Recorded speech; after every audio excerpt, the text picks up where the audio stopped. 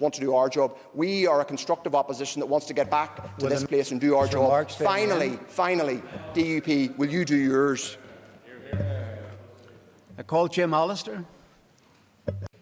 Mr. Acting Speaker, there's a very straightforward reason why, after 3 months, the net product of this Assembly is nugatory, and indeed today is just another stunt sitting. And that very straightforward reason is the protocol, something that most in this House don't want to face up to. The very same people who yesterday and in recent days were effusive in respect of Lord David Trimble, consciously and deliberately ignore the very telling finding of Lord Trimble about the protocol, when he said that the protocol has ripped the heart out of the Belfast Agreement. And why is that? Well, the Belfast Agreement was proclaimed to be the establishment of an equilibrium between East-West and North-South. Then along comes a protocol which operates on the basis that Great Britain, because we remain in the single market of the EU, is to be regarded as a third or foreign country, and its goods coming here must be subject to customs and checks. That's what it means to drive a coach and horses through the Belfast Agreement. That is what it means to upset the north-south, east-west equilibrium. But there's too many in this House who don't want to face that reality, and don't want to face the political reality that because of that, because GB is now regarded in trading terms as a foreign country, that has constitutional implications which no unionist can come to terms with. No unionist.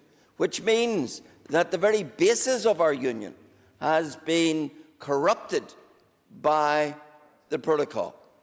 And in consequence, no unionist can accept implementing that very protocol.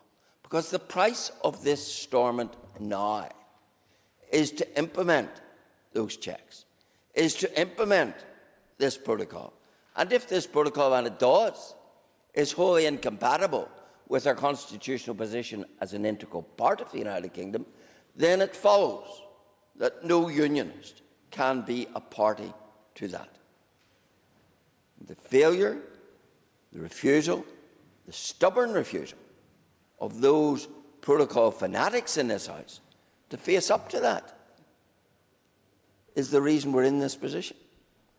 Those who are playing with fire as far as the future of these institutions are concerned are those who are unbending in their support for the protocol. They are the ones who are putting in jeopardy these very institutions.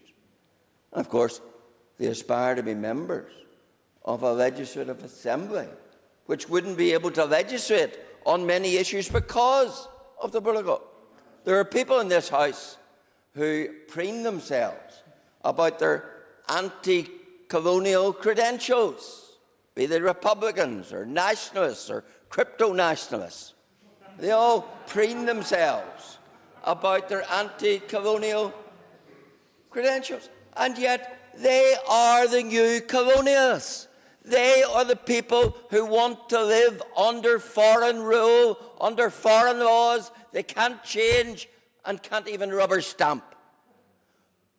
What an ultimate irony, and what a fundamental reason why no one, never mind being a self-respecting unionist, who's a self-respecting Democrat, can come to terms with a protocol that says, you're not good enough to make the laws that govern your own country. Your laws will be made in a foreign place. They will be handed down to you. They will be changed as a foreign place sees fit.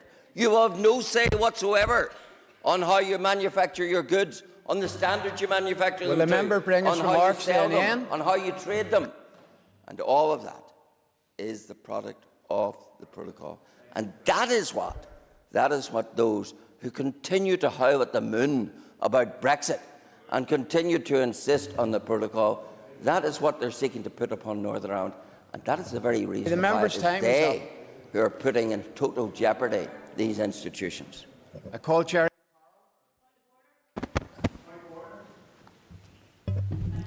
Acting